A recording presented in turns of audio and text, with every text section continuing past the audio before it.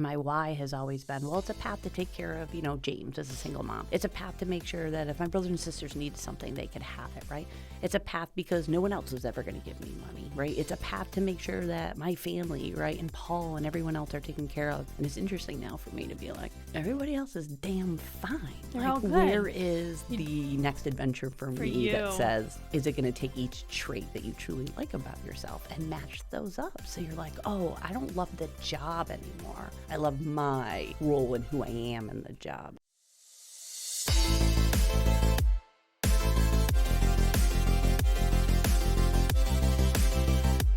Welcome to Seriously Catherine, a podcast about taking your business seriously, but not yourself. I am excited to have you here on the Seriously Catherine podcast because I admire your leadership, your commitment to supporting women, and really most importantly for this specific program is that you are the epitome of not taking yourself so seriously. You know how there's some women out there who are like, there's going to be one seat at the table for a woman and bitch, it's going to be me. And I will like elbow and scratch your face so that I'm never surrounded by other women who may be competitive or threatening. But you're not one of those people. No. You're like, there's actually no limit to how many seats we can have at this table. Yeah. We can make the room bigger. We can like pile everyone in like sardines. Like there's always space for more people. And I've always really appreciated that about you because it's just so evident. The other thing that I really love about you is that you don't take yourself so seriously, which happens to be the name of this podcast. So tell me how that came to be. Have you never taken yourself seriously? Like as a child, were you just a ball of energy and fun? No. So I think that you and probably many others have heard that my past history, and it still feels weird for me to say that, right? That I don't have childhood memories where I'm like, that was so joyous and that was so amazing and that was so that was the best time of my life. I don't have those because of the environment that I grew in, right? A really abusive, psychotic type of environment. But what's interesting for me now as an adult is seeing the fact that I created memories for my brothers and sisters by protecting them and kind of standing up and being that person. So it's interesting. Childhood memories for me that are good ones are always through the eyes of my brothers and sisters. And I think the reality of that is the transition to being like more of like a fun and an outgoing person, starting to be like much more authentic. I would say kind of like triple. Number one was I had great high school friends who totally knew how I was living, right, in their means of being in high school, their ability to kind of act as rescuers to me. College was amazing. I ended up in a group of friends that to this day, 30 years later, there are 10, 11 of us, and we continue to be with each other and support each other and see each other often.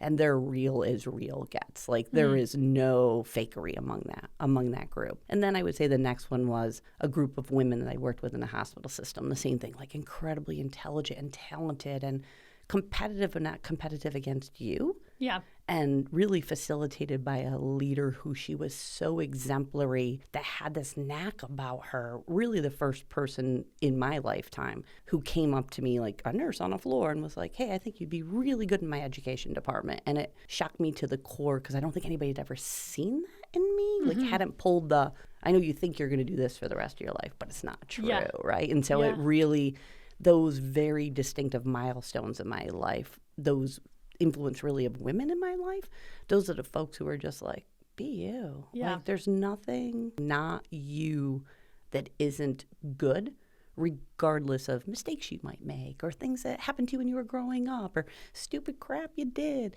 There's nothing that's not you. So just be you. And by the way, you're not everybody's cup of tea, so deal with it and be happy about that too, because everybody isn't your cup of tea either. Yeah, no, and I think like you only discover that about yourself by putting yourself out there and sort of falling on your face and, obviously seeing who shows up to help you up. And sometimes it's nobody, it's just yourself, So, okay, so tell us sort of like your trajectory of your career, right? Because you're like, when I came onto the scene, you were like this badass leader in healthcare. You were also one of the like most highest fundraisers for LLS, which is also like at the through line of a lot of things. Like I've met so many people through that organization, Jackie, you, Megan, like Jeff Schwartz, you know that guy. I know that dude.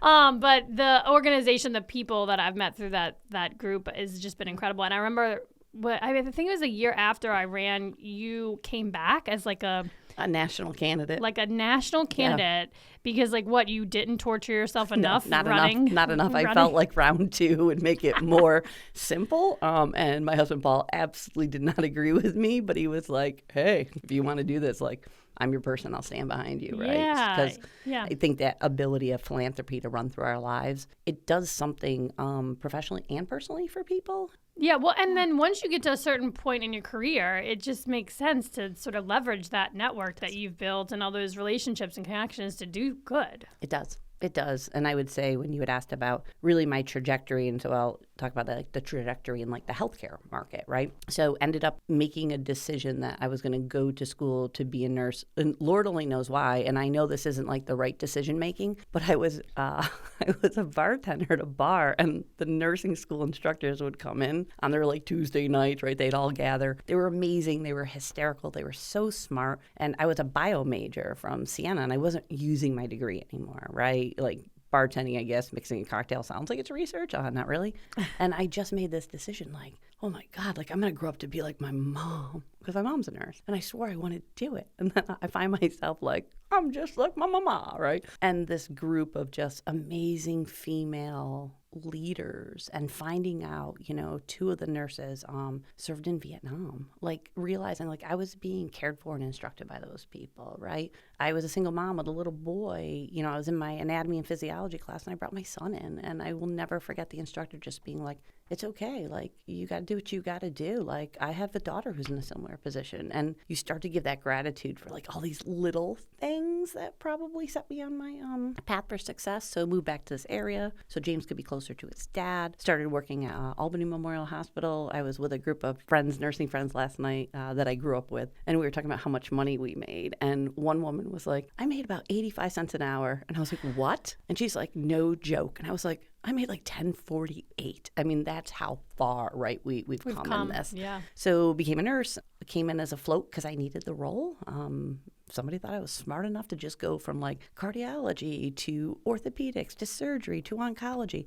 Again, tapped on the shoulder to join the education department. And it was a risk. I was a single mom. I took a cut in pay overall to join the education resource department, understanding it might give me a future career path. And man, it did, right? Went from education to a clinical nurse specialist to 2 hospitals to being tapped on the shoulder to create the entire oncology and cancer service line for Samaritan Hospital and Albany Memorial Hospital. Created women's imaging centers. Philanthropically, that's a big ass word, right? We'll just talk about making money for other people. Was able to like really become involved in the community that the hospital lived in, right? Because nonprofit needs, as we both know, joining multiple boards, it is so intrinsic to having the capability for other people to have access, and to have access to simple things like food and housing and care. And when we know we can get at the basics of those, we create good people that like could be sitting in these chairs one day. And like, we don't know that right now. Amazing career.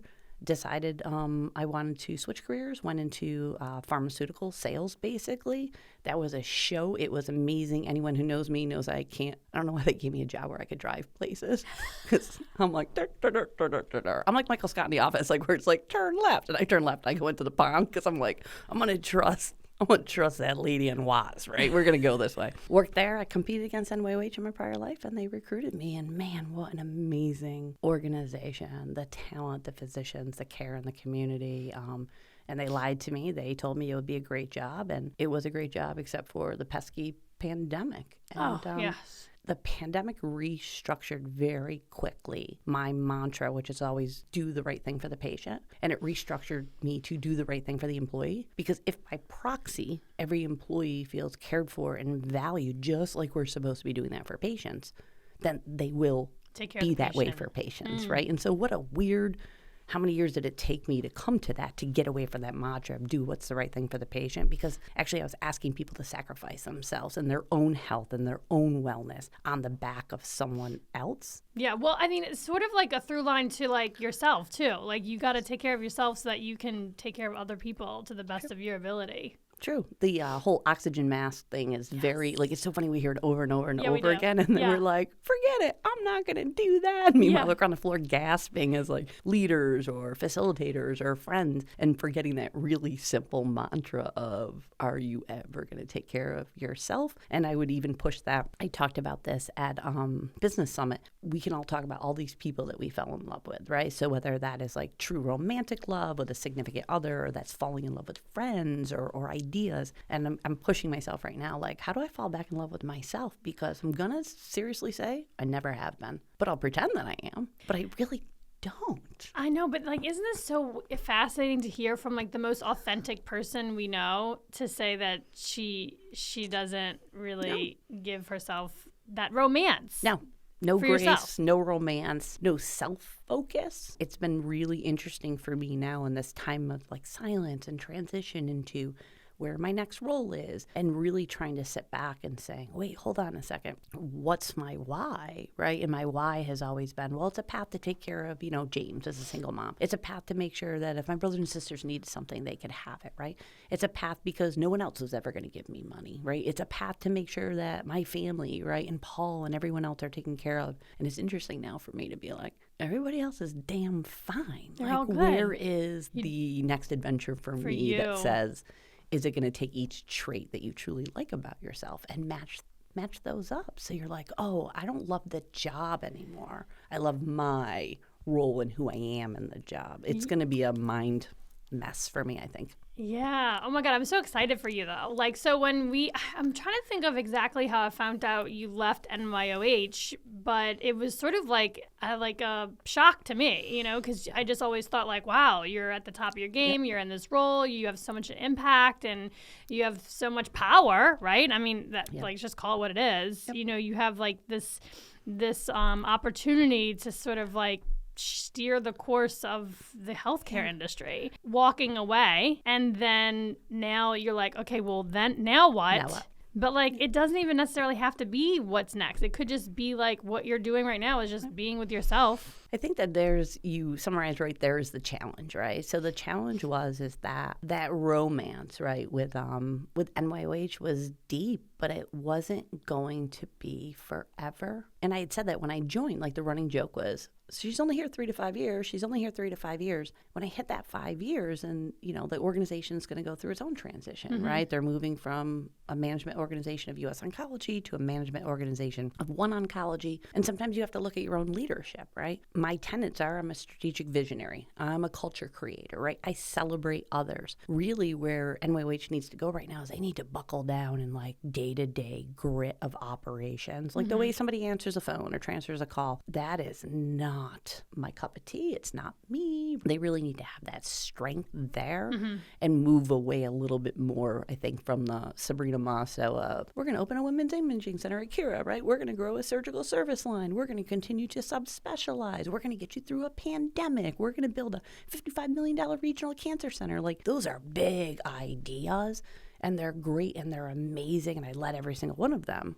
But when you get down to the nitty-gritty of, if people are not answering the phone appropriately, right, then where are we? And again, I think it goes back to a question you asked earlier. Why can't we always get those people or keep those people? Maybe there's some leadership issues. I don't know if this is going to make any sense, but like, we need to glamorize some of these jobs that are so fundamental to our existence. Like, for example, so me and Jackie were at coffee yesterday on Broadway, and I could not stop looking at this crossing guard. He was having the time of his life. He was dancing. He was like directing traffic. He was like helping old ladies cross the street and saying, yeah, I could hear him say, yes, ma'am. Have a great day, ma'am. And I'm like, you know what? Some people may look at that role and think, I don't want to be a crossing guard, or I don't want to be like wearing some yellow, orange vest and hard hat in the middle of Broadway on a beautiful day, like directing idiots who just can't watch the light and see that there's like a construction vehicle ahead, like instead he was like having the time of his life. And I have had some experiences where I have to call, CDPHP for insurance. You get on the phone, you're like, And more times than not, the people who pick up the phone are like not miserable. Right. Imagine that. Yeah, imagine that.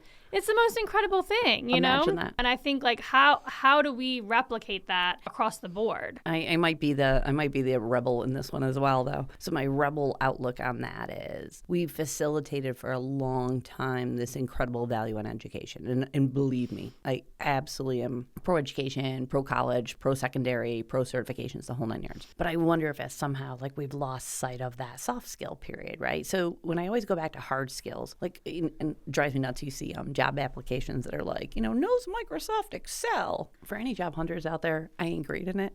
Like, I can work in it, but I haven't found the value to have to dive into it, okay? It doesn't make me a better or worse candidate than someone else. But my soft skills are probably more important, right? That I can negotiate, that I want to listen carefully, right? And answer thoughtfully, that I want to facilitate other people, like you said earlier. Not only facilitate their seat at the table, but when I'm not there, can they take that lesson and empower themselves to pull up their own seat, even though it's nerve-wracking and wrenching, or to create that space for another person. And I really believe that we are in a crux of issues right now where we're not paying attention to all of those soft skills, that perhaps sometimes we should not really care about your education unless it comes with a license or a certification. But we really should say, what are your soft skills? But get the people with the soft skills. And you can pick that up in an interview pretty quickly and go for them more than people with more experience.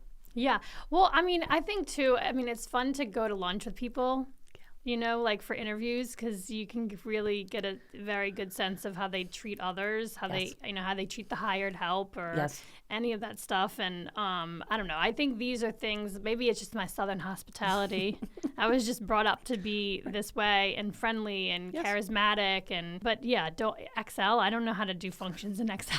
I think also with technology, we're seeing like this next generation, they communicate differently, they have different values. So I hate this storyline that we're hearing, like Gen Z, they don't want to work.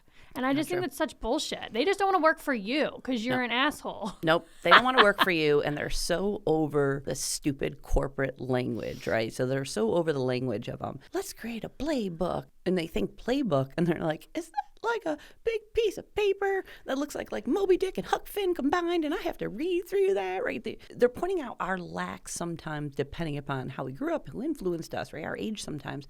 They're pointing out our lack of actually innovation and curiosity. I definitely learned this. I'm a Gen X, so I'm a psychopath about like, you work and you work hard, right? And you work all the time. Well, I probably got a little bit of that boomer type of thing in me. Other generations are like, you are not healthy unless you establish work boundaries. If you're a leader or a manager and you're paying your staff at 10 and 11 o'clock at night and 5 and 6 o'clock in the morning, what are you doing? Like, is that your martyr status? Like, what are you doing to create something where other people are literally staring at you with I don't need to be here because nothing you sent me was important or valuable or life-saving. Where's my boundaries? And so I'm so excited our younger generation is so much better about their boundary setting. Yes.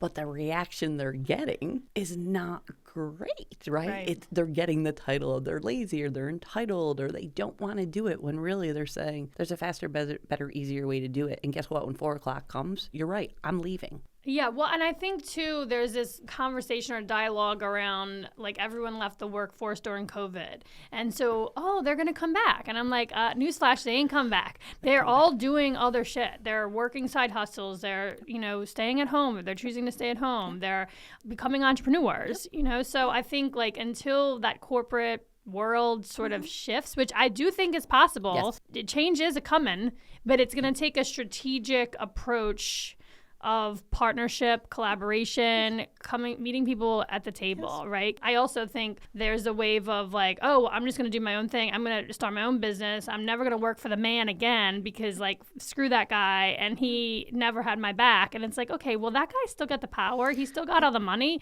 And so we got to like, work with him for a little bit and let him like go quietly into the night gracefully. Yes. Transfer peaceful power. Yes. Funny. I grew up in healthcare. They're the slowest and hardest ship and probably the most resistant ship, I think, to turn sometimes. They're fully capable of doing it. And we've seen that multiple times. We actually saw it in the pandemic, how quickly people were able to move and facilitate and change, right, within the world of healthcare. But there is a middle ground, right? And the middle ground is there are always going to be people in positions of power, period, hard stop. That scale tips depending upon where you are and what industry you're in. But the real question here is these people are innovative and creative and everything else. Like if you cannot see the fact that they need to be at the table to be really challenging, even if they say something and you're like, that's bonkers. There's a shred of truth in there, and maybe it's bonkers right now, but it's not bonkers 6 months from now and a year from now. And those leaders who refuse to even hear a different innovative or creative idea, they're actually the most dangerous, because I would go back to, they're not leaders, they're managers, and they're attempting to manage people, but they're not leading them. They're just stifling them. And by the way, those people end up leaving. They'll find something else different to do. And like you said, there's a million different opportunities out there right now. But that side of it is also challenging, It right? is. The grass is not always greener. No. And we talked about this too, how do you put yourself out there if you're looking for something? And you're in this leadership role. I mean, we do live in a pretty small community. Everybody knows everybody. Capital Region. It's like, so if Sabrina is leaving that, well, I think there are people who are like, oh, we're just waiting to see where she ends up because she must have had something lined up. And I just want to dispel that myth. Like, we don't all have this crystal ball. We don't have a clear defined pathway. I think people like us like the undefined pathway and the one that hasn't even been chartered yet. It's exciting, it's stressful, it's a little, it's a risky move. It is a risky move. So would like for you to share a little bit risky of your insights. Risky. So it is, you hit so many of those nails on the head. So I remember when the article came out in the Albany Business Review, right? And then my phone just blew up. And it was a lot of, tell me where you're going. Where are you going? Tell me where you're going. Tell me where you're going. Give me an insider scoop. I'm literally like from my bedroom to my living room. And it was such an interesting, and still continues, right, to be an interesting moment. How do you put yourself back out there? I just started making phone calls and text messages to people, right? Especially in the world of the industry, right? So where do I belong, right? If I'm going to do I need to fall in love with myself and not the job role and the people that I work with, because all of that will come, right? If I'm truly in love with myself, then I actually had to sit down and do like a inventory of what makes me happy, like utilizing anything in science, right? I'm a dork, I'm a geek, I'm a nerd. I love everything about science. Okay, like check mark, right? Find a role that has that scientific bent to it. Love to teach, love to educate, love to share. Okay, is there a role that has that embedded in that as well? Want to create things. Is there a role where there's uncertainty embedded in the role, where someone's like, I know that we don't really know what we want to do, but we think we wanted to do this. Then I'm like, that's my role. Those are the cool things that bring me into a role or into a job. And it's just continuous for me right now. It's picking up the phone when people call. It's not, I was sharing with you earlier, I had a physician I used to work with reach out to me and was like, hey, here's something I'm thinking about doing. Are you interested? And I was like, I am absolutely curious. Now, I don't know if it fits all the boxes yet, but I'm super curious. And I was like, okay, well, then we got to get under an NDA to have this conversation. And it's just that willingness, I think, to be like, I want to do those, but what's interesting to me is and I guess it's a change in the career too, is how will you be happy if you're not the boss? And it's never about being the boss. And I think that's where it goes back to, there's a definite definition between people who supervise, people manage, people who are leaders, and people who are bosses. And the title is actually meaningless when it comes down to the person and the personality, right? Mm-hmm. So you can have a supervisor or a McDonald's who's probably better than the owner, if you look at it that way. And that's because of their traits. And so I think that's hard for people when I talk to you to wrap their head around I don't need 500 people reporting up through me. I need to have that opportunity still care for people, mentor people, to be able to help people think themselves out of difficult situations, especially in work and work-related situations. Well, I also think this is like part of your brand though, right? Like people just think of you as a leader and of an organization where you're going to have a big impact. And I think sometimes people have a hard time wrapping their brains around managing that. Yes. And it's like, well, how is that going to go? Well, it's like, well, if I'm really good at my job, you won't have to manage me. Right. You'll just let me go, do Yes. the damn thing, and deliver on what we've discussed and agreed upon. Another thing that I just think is so cool about you is you have no ego. And because it's like there's something bigger at play. And it's not about the title. It's not about that. It's about getting it done. It's about the people. There's this quote I'll probably not remember it completely, but I've had it for years and years and years. And it's something like, I get out of bed every single morning, determined to change the world and have a hell of a good time. Sometimes it makes planning my day difficult. That's my world, right? I want to find places where I can change the world. That doesn't necessarily always mean being the boss of other people. Leadership in my future again, being the boss of other people? Sure, probably. It's just my weird trajectory always ends up there. But it's how do you continue to change the world and then say, am I having a hell of a good time doing it, right? Yeah, well, and there's the balance. Right. But I also just think yes, you'll be in leadership because you're naturally good at it and people want to work for you. That's where you put you. Like what other thing? I mean, sure, you could be the crossing guard, but is it the best use of your time? Probably not. Probably not. If I was in that position, I was telling Jackie, I'm like, if I was in that spot, in the middle of Broadway and Lake Avenue directing traffic and there's these big trucks and you're distracted for 1 second and there's death. There's death and destruction. People are dead. And horns.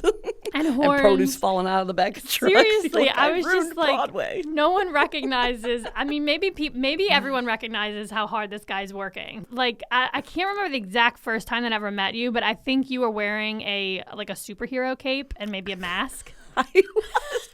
Yes, and you were fundraising, but it was you were dressed in costume, but I think you could raise, how much money did you raise? Over 50 grand or something? Yeah, really absurd. quickly, really easily the second time around. Is that part of just your ethos is listen, I'm going to fall on my face and laugh about it. And that in itself is success because it's inspiring other people to put themselves out there. Maybe the driving force, right, and it's such a big question, is I'm attracted to other authentic people. When I meet those people, I'm like, those are my peeps, right? Those are amazing human beings. You know when you meet somebody that you're just like, oh, this person is a person, right? This woman is a woman. This human being is just going to be is it going to be vulnerable? And is it going to take that vulnerability too seriously and is okay with being vulnerable?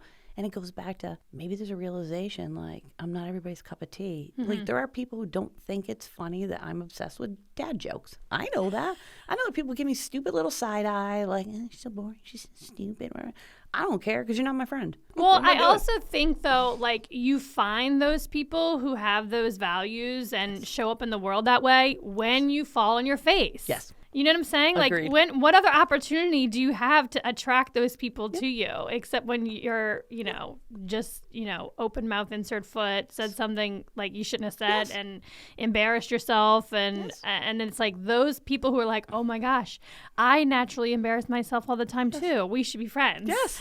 But have you ever seen, there's this meme and it always pops up and I don't know if people sharing it with me, but they're they meet you and they're how are you the marketing director of a a chemical plant, or how are you the CEO of a healthcare practice, how are you the whatever, and it's I think you're like that. I think sometimes you have to go home but do the same thing, look in the mirror and be how did I get away with that today? How are people yeah, you go, and you were I don't know how I made it through the day. I think that there's a magic about it too, how we naturally disarm people with our ridiculousness and the not taking ourselves so seriously. And I just think we get further that way because it's okay, let's level the playing field. Let's all just be human. We're all a bunch of humans trying to get through the day. But we also want to get shit done. So can we just forget about all that minutia, small talk and get to it? Okay. So last thing, and I know we probably already talked about this, but do you have an example or a story, anecdote, of a time when you didn't take yourself seriously, but you took the task at hand or the career or the project or the role seriously? Oh, yeah. So I would actually rephrase it. Is there a time in my life where I was you just screwed up big time? And then you were well, there's not much I can do about that now except embrace it for what it is, right? And so it's so funny, and it's probably one of those things where you're like, oh, you could have put yourself into like a career-ending move. So I had been asked by individuals to put together basically a list of people that I worked with, right? And the kind of like what were their driving factors when they're placed under stress, right? What are their driving factors when they're looking to make like a huge decision or something else like this? And so, of course, right, I'm going to approach that because A, I understand the assignment. B, I think it's a stupid assignment. I don't agree with this. So yeah, I'll put together your stuff, right? So I'm doing things like next to people like likes to talk and really isn't interested in other people's opinions, right? Would be happier if the company would just buy them a car and leave them alone. Like, because that's who I am, correct? And by the way, I wasn't wrong. Because you're looking for your driving, like, what's that thing that this person is pretending is going to perhaps meet their happiness? Then that list got to the hands of the very people that I wrote it about. And I was like, well, my bad, but it wasn't wrong. Like, nothing in there was cruel, right? Because there's not cruelty in me. If I had known it would hit them, right, would I have done anything different? No, I just would have been the person to prep them for it, right? And there's the difference of being allowed to be authentic, but prep somebody for the receiving message that you may not have had the time to craft the message to their particular personality or need or outline or whatever else. But the reality is, like, were you given the opportunity to craft the message? And that was my like big boo-hoo. I should have crafted the message and said at the end of the day, here's what I put together. Here's full insight into the why and some of the corresponding what the fresh effery did you just do? I was like, but wasn't wrong. Right. right. Right. And again, but if I was allowed to craft the message out on the why and the discussion behind it, it would not have felt like such a big foo-foo Like you type weren't of taking event. it seriously. Absolutely. I love that. I mean, if anyone knows you, they know they're going to get that type of response. I think where the interesting thing sometimes in leadership is that when you see people who function with malice towards other people, and you see it from like a mile away, and perhaps people that have different positions of power in an organization don't see it because those human beings manage up, but they step on everyone below them. And I think the thing that those people hate the most, especially when they're women, is that they can't stand authentic women in the workplace. They can't stand the fact of just somebody showing up as their true, authentic self, right? Saying, hey, I make mistakes and maybe I screwed up and I'm so sorry. I sent an email and I didn't think to include you, or I started a text message and it wasn't my intent that you weren't on it. Like, apologize with authenticity. And I do believe that that's probably another structural issue in the workplace, especially for women, is individuals who truly want to show up authentically themselves, but there's these bad kind of malicious players, call them sometimes martyrs, right? Never barter with a martyr type of a story. But all of a sudden, these people, and sometimes women in positions of either real power or perceived power, are then trying to squash other women's authenticity. And sometimes it works. I mean, yeah, sometimes it works, but also like the why are they that way? It's because they've never been able to be their authentic self. It's a very scary thing to step into the light and say, you know what, this is who I am, and there's no defense mechanism, there's no cover up. It is what it is. It is. And it's a very scary. It takes a lot of courage and bravery to be that and show up that way every single day. And it kind of goes back to what I was saying earlier. Those women also feel like they put up this armor, they put up this barrier to get into these positions, and so it's not fair. No. It's not fair that this one gets to come in behind me and does it more efficiently and effectively as her authentic self. It's just like just not fair. Like, why? Yeah. It's like, well, it's just life, you know? And I mean, again, I'm so driven by making sure my daughters, like that's really when I started to feel like, oh shit, I really have to show up in the way that I want my girls to feel comfortable showing up, because that was like a flip switch sort of season in my life when that happened. And I'm like, oh yeah, like I gotta cut the shit and just like show up as myself, because it's also exhausting to have those layers of armor. It is. It doesn't reflect who you really are, and how crazy if you put up a fake front and then people find out. Like, what? Like, then what am I supposed to do with that information? Be who you really are supposed to be, want to be, and others want to see you. Right. I mean, and that in itself is a strength, to say like, you know what? Like, I'm doing my best. Mm-hmm. This is the best. Yes. And I can do better. I can improve. I can work on it. But like, I am who I am. Yeah. And my socks match today. Like, victory. Like, let's get cracking, right? The 5-year-old actually put on their own shoes. Like, there's a damn miracle. Like, somebody learned how to work in Excel. Woo! Yay! I mastered Excel. Well, thank you so much for being here. I have to have you back because we need like a follow-up on like what's happening next. Yes, it would. I would love that moment. And so thankful to you too, right? There's always this curious energy that you bring. And I would be remiss if I didn't also say that your authenticity, definitely a conversation for another day, that it's not easy every day, right? Getting up and sometimes like these smiles that we wear and this joy and everything else that we bring. Sometimes we're crying in the car on the way to something. To be able to share that with other people, I think really opens the door for people to say, like, is that self-help for me? Am I going to be able to get some other help? Because we're carrying way too many loads to not be authentic about saying, by the way, sometimes we're going to need some help. So you have inspired me with that next path in my journey is I don't think I can fall in love with myself unless I get some help for myself at the same time. Yeah. So thank you. And just believing the people around you that you're the shit, you're awesome, you are deserving of all the things that you can possibly dream up and that they are attainable. Yes, agreed, my friend. Agreed. Awesome. Thank you. Thank you. Thank you for listening to this podcast. And if you want to connect with me, slide into my DMs on Instagram. My handle is Catherine Hover.